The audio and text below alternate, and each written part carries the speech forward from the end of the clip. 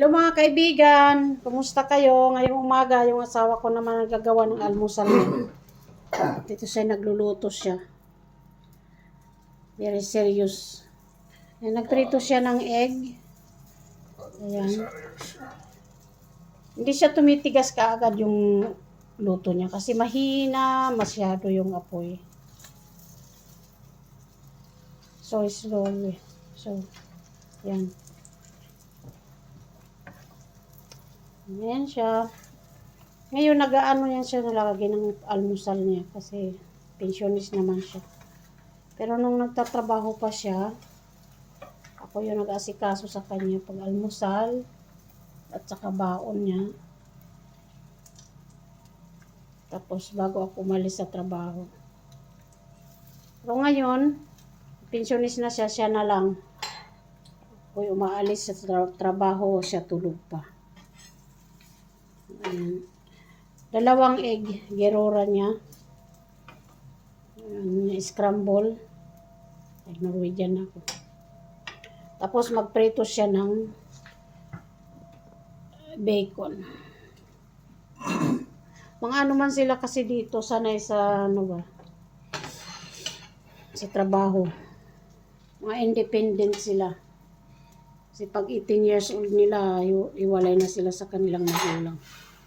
At saka magtatrabaho na sila. Kaya sanay sila sa nag-iisa. Tsaka nagkakilala kami sa asawa ko. 10 years siya nag-isa. Tapos siya naghanap ulit. Nag-separate sila ng asawa niya.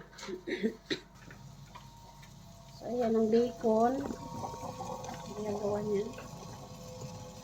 Niluto niya.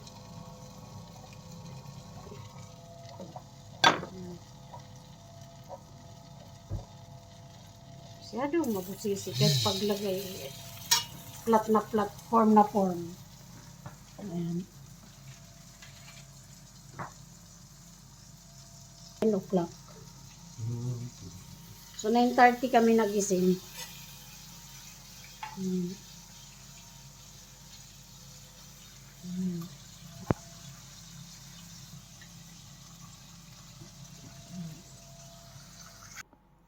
So ayan mga kaibigan, kumakain na yung aking asawa. Tapos na siya maggawa ng kanyang almusal.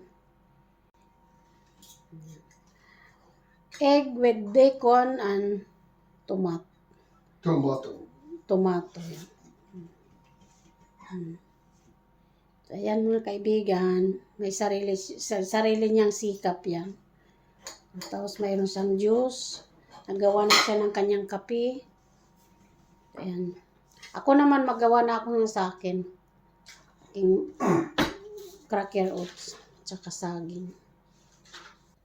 So ayan mga kaibigan, tapos na kumain yung aking asawa ng almusal. Ayan, pataas-taas pa ng kamay. Ayan. Ito naman yung sa akin. Hindi pa ako nag-start. Nagawa pa lang ako. So ayan. Ano lang yan. Habra green, tapos may 2 saging. Tapos, ganyan. Hindi ko alam yan kung anong pangalan. Nakalimutan. Panglagay nila sa tinapay yan. So, ayan. Thank you for watching, mga kaibigan. Maraming salamat sa inyong lahat, sa aking mga subscriber at sa aking mga viewers. Maraming salamat sa inyo. Please subscribe and like sa aking YouTube channel. Bye-bye. God bless us for Saturday. Thank you.